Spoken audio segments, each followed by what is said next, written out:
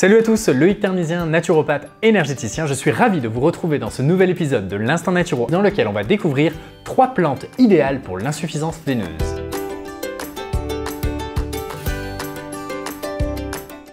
Bon, l'insuffisance veineuse, ça veut bien dire ce que ça veut dire. Ça veut dire que le retour veineux des pieds jusqu'au cœur est un petit peu lent, pépère. Et comme beaucoup de déséquilibres de santé, l'insuffisance veineuse est multifactorielle. Elle va être provoquée ou aggravée par plusieurs phénomènes, dans lesquels on retrouvera bien l'hérédité, la grossesse, mais aussi être une femme. Malheureusement, les femmes sont moins loties concernant l'insuffisance veineuse que les hommes. Les positions stationnaires, donc pensez à bien bouger, et le fait de porter des vêtements beaucoup trop serrés. On notera aussi qu'il est important d'avoir une bonne alimentation, d'éviter la constipation et le surpoids. Et en naturopathie, vous allez pouvoir utiliser plusieurs plantes médicinales. La première, c'est le marronnier d'Inde. Le marronnier d'Inde est le fruit du marronnier commun. Cette plante a la faculté de diminuer la perméabilité des vaisseaux sanguins. Elle est anti-édémateuse, anti-inflammatoire et vénotonique. Bref, en gros, elle redonne du tonus à vos veines. C'est un véritable petit trésor de la nature que vous allez pouvoir utiliser avec de petites doses sur du long terme. C'est-à-dire entre 5 et 10 gouttes de teinture mère 2 à 3 fois par jour en fonction de votre état. Vous pourrez aussi utiliser la teinture mère diluée au 1/5 directement en massage sur la peau. La deuxième plante que j'ai envie de vous proposer aujourd'hui est le fragon,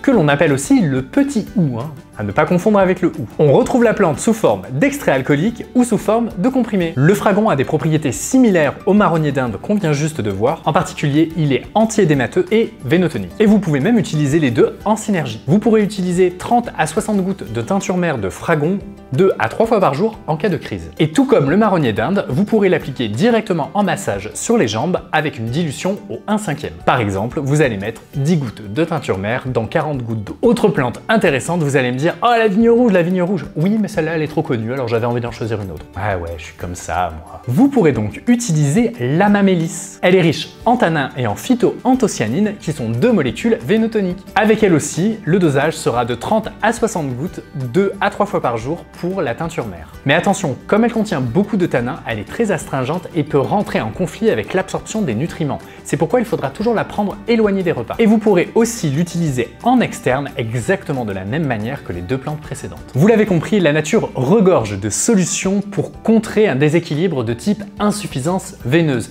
Mais attention, ces plantes ne sont pas valables pour tout le monde, elles ont des contre-indications, voilà pourquoi il est important que vous rencontriez votre médecin ou votre naturopathe pour vous assurer que ces plantes vous correspondent. Si vous avez des témoignages, des trucs et astuces à nous partager, eh bien je vous invite à mettre tout ça dans les commentaires.